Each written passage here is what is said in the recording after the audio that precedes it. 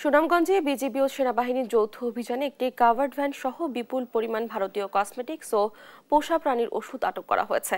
বৃহস্পতিবার রাতে জগন্নাথপুর উপজেলার হায়দারপুর বাজার এলাকা থেকে একটি কাভার্ড ভ্যান আটক করা হয়।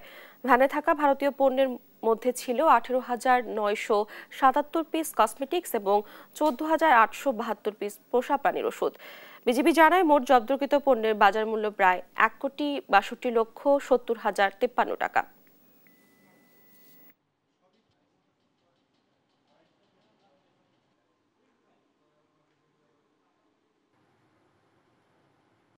ধরনের জিনিস কিন্তু এই প্রথম সুনামগঞ্জে যে এনিম্যালের যে অন্যান্য এক্সেসরিজ এবং দ্রব্য সামগ্রী। তো আমরা গোয়েন্দা নজরদারি রাখছি এবং নিয়মিত টহল কার্যক্রম এবং আমাদের গোয়েন্দা তৎপরতার মাধ্যমে আমরা এই টহল কার্যক্রম অব্যাহতের মাধ্যমে আমরা এই জিনিসপত্র ধরতে সমর্থ হচ্ছি এবং এই ধারা অব্যাহত থাকবে।